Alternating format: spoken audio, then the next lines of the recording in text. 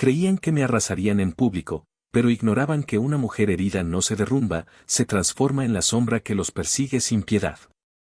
El eco de las risas y los aplausos llenaba el gran salón de fiestas, pero para mí, todo sonaba distante, como si un velo invisible me separara del resto. Esa noche debía ser de celebración, el aniversario de bodas de mis padres, donde la familia entera se reunía para fingir unidad y alegría. Sin embargo, para mí era el momento en que mi mundo se desmoronaba en silencio, sin que las luces parpadeantes o los globos plateados pudieran ocultar el abismo que se abría en mi pecho. Llegué con mi vestido verde esmeralda, intentando mantener la compostura, el maquillaje impecable, la sonrisa ensayada, pero todo se desvaneció al ver a mi novio, mi prometido, el hombre con quien planeaba un futuro, charlando animadamente con mi hermana mayor. Alejandro, con su traje gris impecable y esa expresión de superioridad que ahora me daba náuseas. Sentí un escalofrío recorrer mi espalda, aunque por fuera seguí caminando como si nada. Nadie se dio cuenta, excepto él, porque cuando nuestras miradas se cruzaron, no mostró arrepentimiento, solo una sonrisa ladeada, como si saboreara el impacto de su secreto en mi rostro. Él lo planeaba todo, y yo era la pieza que sobraba en su juego. Los familiares cuchicheaban sin disimulo. Mi tía mayor me miró con lástima disimulada. Mi tío carraspeó incómodo, pero nadie intervino.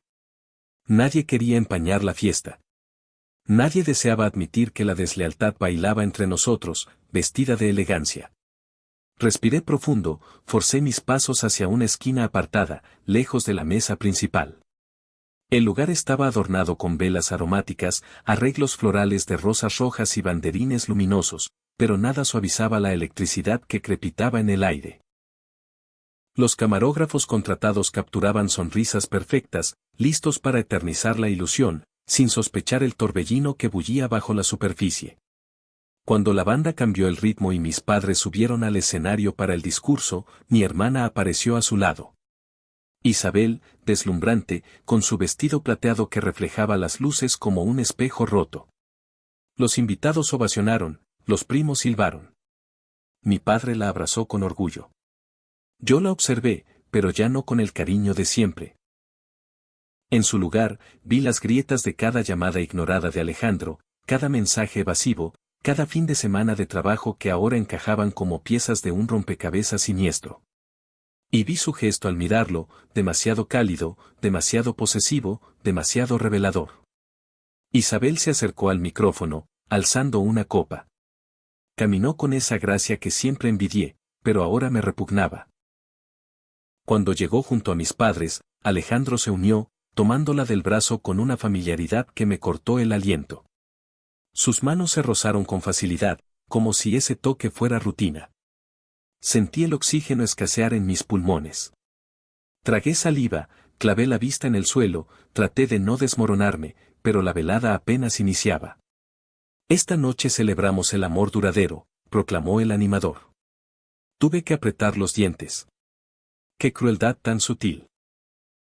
Cada frase parecía un eco de mi propia agonía, como si el destino se mofara de mí. Los presentes escuchaban cautivados, ajenos a que el romance que aplaudían se erigía sobre mis ruinas. Durante los discursos, Alejandro miró a Isabel con una devoción que jamás me dedicó. E Isabel lo correspondió como si él fuera un tesoro robado, sin un ápice de culpa. Cuando alzaron las copas por el futuro brillante, los vivas retumbaron como puñetazos en mi alma. Me forcé a unirme, a simular, a no romper el decorado, porque sabía que algunos aguardaban mi colapso, mi llanto, mi huida. Ellos conocían mi relación de 4 años con Alejandro. Sabían mis sacrificios, mis sueños compartidos, y aún así, vitoreaban su cercanía con mi hermana. La vergüenza no ardía solo por su infidelidad, sino por su traición, por la complicidad familiar, por ser relegada como un estorbo que preferían ignorar. Pero entonces vino el clímax del brindis. Isabel tomó el micrófono con una sonrisa radiante y dijo, brindo por mi hermana, porque gracias a sus consejos, encontré al hombre perfecto para mí. El salón estalló en carcajadas forzadas. Algunos soltaron un qué lindo, como si fuera un halago inocente. Yo me quedé helada. Alejandro me clavó la mirada, con desafío, con victoria, con una mueca que gritaba gané. Y en ese preciso instante, algo en mí se encendió. No monté un escándalo, no derramé lágrimas, no salí corriendo. Solo alcé mi copa, bebí un trago y respondí con una sonrisa gélida como el acero. Porque mientras el lugar reía a mis expensas, mientras ellos saboreaban su conquista, mientras mi hermana se sentía invencible, yo ya tramaba su caída. No esa noche, no en ese sitio, pero ocurriría. Y cuando acabara, ninguno volvería a mofarse de mí.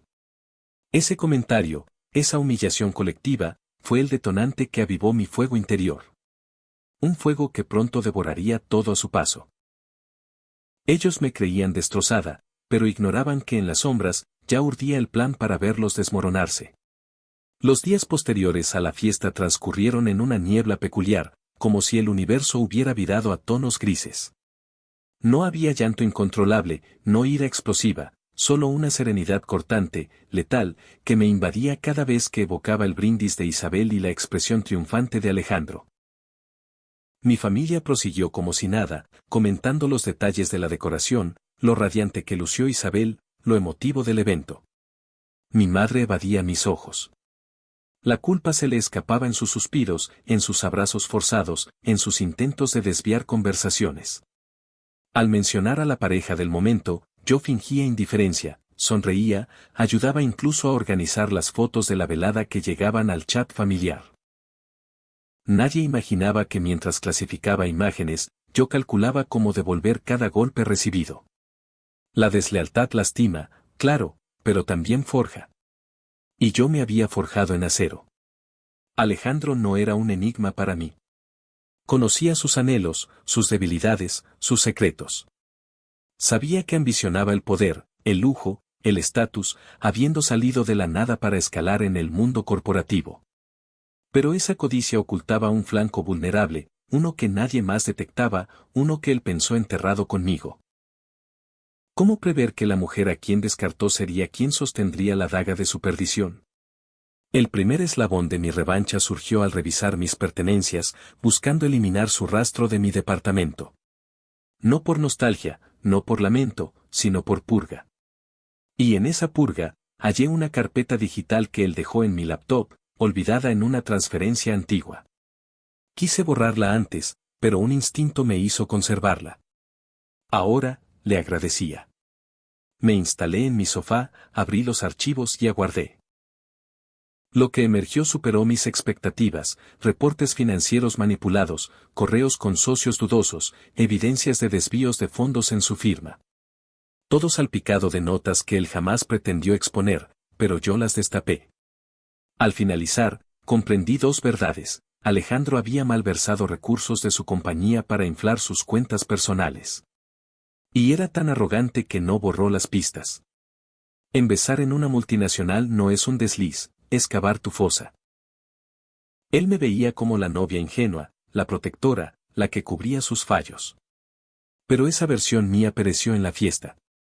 La actual no temía, no guardaba lealtades torcidas y, sobre todo, no concedía misericordia. Creé un perfil de email fantasma. Adjunté cada prueba, cada transacción irregular, cada correo incriminatorio. Lo remití al comité de compliance y al área legal. Sin texto adicional, las evidencias rugían solas. Clic en enviar, y una sonrisa genuina iluminó mi rostro por primera vez en días.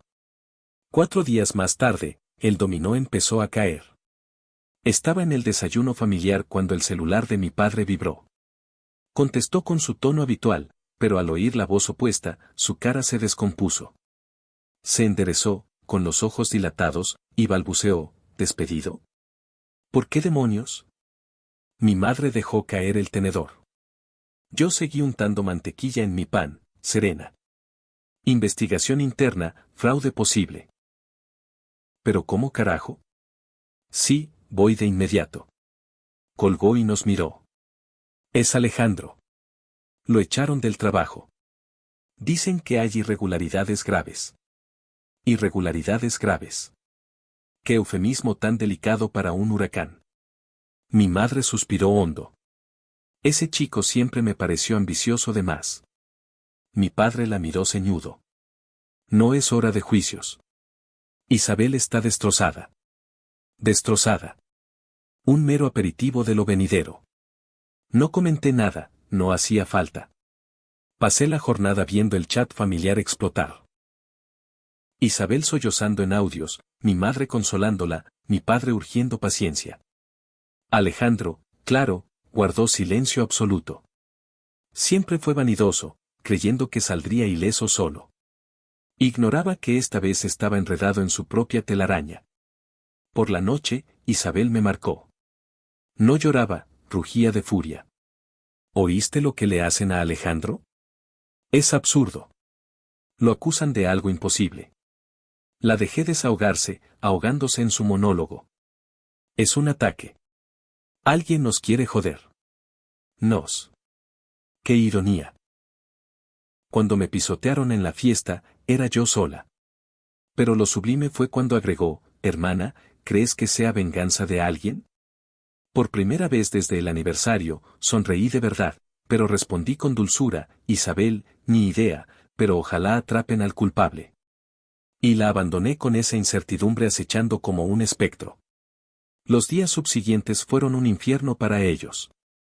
La compañía de Alejandro emitió un comunicado. Indagación por malversación, incumplimiento ético, pérdidas millonarias. El tipo de cargos que te vetan de por vida. Isabel dejó de subir selfies radiantes, de charlar con amistades, adoptando el semblante de quien descubre que su castillo era de arena. Pero yo no culminaba. Faltaba el golpe a ella, porque mi ajuste de cuentas no era solo contra Alejandro, abarcaba a quienes me apuñalaron sin titubear. Y ella había arrebatado lo intocable. Mi hermana ansiaba ser la intachable, la admirada, la reina familiar, la pareja ejemplar, la impecable. Yo sabía cómo demoler esa fachada, y esa fase de mi estrategia ya rodaba. Solo debía aguardar y dejar que se hundieran más en su pozo. La ruina de Alejandro aceleró más de lo previsto. Cada mañana, nuevos reportes inundaban el grupo, citaciones, revisiones contables, demandas inminentes. Se murmuraba de cuentas congeladas, testimonios de colegas, correos saqueados. Y aunque él lo negaba todo, las corporaciones no se conmueven con excusas, responden a hechos. Y los hechos que les proporcioné bastaban para sepultar a cualquiera. Pero lo fascinante era ver a Isabel, la triunfadora de la fiesta, la que me miró con desdén desde el escenario, desintegrarse paso a paso. Las ojeras se profundizaban. Sus textos eran cada vez más angustiados. Publicaba frases motivacionales, luego las eliminaba. Subía recuerdos fingiendo dicha, pero todos notaban el quiebre. La gente ya no inquiría por Alejandro. Decían, ¿Isabel resistirá? ¿No fue precipitado ese romance? Tan veloz se les desarmó el idilio. Y ella lo absorbía, lo padecía, lo internalizaba. Sabía de su tormento, pero aún no era suficiente, mi revancha demandaba que me enfrentara cara a cara mientras se desmoronaba. Mi padre fue quien me contactó una tarde, con la voz resquebrajada. Hija, Isabel está al borde. Tragó saliva. Dice que no aguanta. Ven, por favor. Quiere verte. El residuo de empatía en mí vaciló un instante, solo uno, porque revivir su mueca durante el brindis, su deleite al humillarme, su arrogancia al tomar el brazo de Alejandro, su mirada de superioridad en la fiesta. Ese flashback sepultó cualquier flaqueza. Acudí. Al entrar en su departamento, encontré el caos anticipado. Isabel yacía en el sofá, con el rostro inflamado por el llanto. Su atuendo de la luna de miel pendiente arrugado en el piso. El rímel corrido trazaba surcos oscuros en su piel, y su aliento era jadeante. Era el fantasma de la mujer altiva que había brillado en el aniversario semanas atrás. Alejandro merodeaba en la esquina opuesta. No me enfrentó directamente, pero su culpa emanaba como vapor. Su camisa arrugada, su tez demacrada, sus dedos inquietos.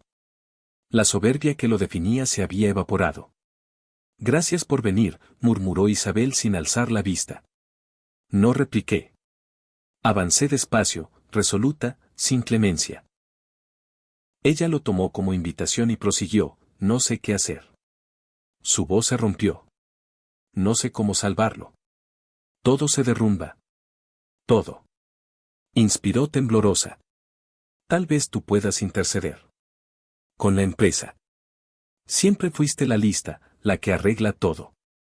Hermana, ayúdanos. Lista. Qué término tan conveniente para ella. Lista equivalía a servil, a útil, a prescindible, y esperaba que tras todo, siguiera siendo la ilusa de antaño. Ayudarlos. Repetí con calma, acercándome un poco. Ella asintió, con lágrimas frescas. Sí, por favor.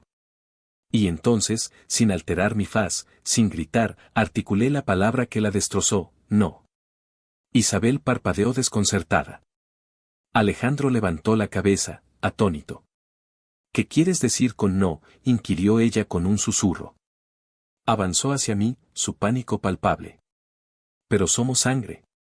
Ahí estaba el término que invocaban solo en crisis. Sangre. Inspiré profundo, dejé que la atmósfera se cargara, y declaré, la sangre no apuñala en público. La sangre no se regocija en el sufrimiento ajeno. La sangre no calla mientras su propia hija es pisoteada en una celebración. Tú dejaste de ser sangre cuando alzaste esa copa.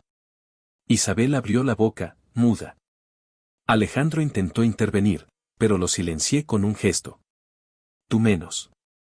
Mi tono era inquebrantable como granito. Tú dejaste de importar hace rato. El día que me usaste como escalón, el día que mentiste, el día que me cambiaste por ambición. Tú no caes porque yo te empujé. Caes porque jamás fuiste capaz de edificar sin aplastar a otros. El mutismo se profundizó tanto que oí sus alientos entrecortados. Y entonces, solté el golpe maestro, por cierto, agregué ajustando mi bolso, la firma tiene más pruebas, y la querella formal sale esta semana. Suerte. La respuesta fue inmediata. Alejandro se volvió cenizo, como si un puño lo hubiera impactado. Isabel emitió un gemido sordo y se desplomó de rodillas, sollozando. ¿Por qué?, vociferó. ¿Por qué nos destruyes? Te pedí disculpas. Somos tu gente. Me volví hacia ella, la contemplé largamente y respondí con una paz que la pulverizó, porque hay puñaladas que no cicatrizan y la tuya no merecía absolución. Giré sobre mis talones sin mirar atrás. Abrí la puerta con serenidad. Salí mientras los lamentos de mi hermana se fundían con los balbuceos de Alejandro.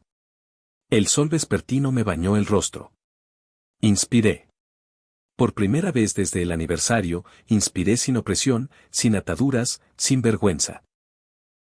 Lo que me infligieron me destrozó internamente, pero también me obsequió una lección priceless, nunca permanecer postrada por culpa ajena. Creían que podían ridiculizarme, exhibir mi agonía, que sería una mártir callada. Jamás previeron que la mujer a quien vejaron resurgiría más resiliente, más implacable, más letal, y que al cabo, yo sería quien los doblegaría. Ese día, al alejarme de ese umbral, me juré, nunca más dejaría que usaran mi devoción como espada. Nunca más me pondrían de rodillas. Nunca más sería la que aguanta. Sería la que concluye lo que otros inician.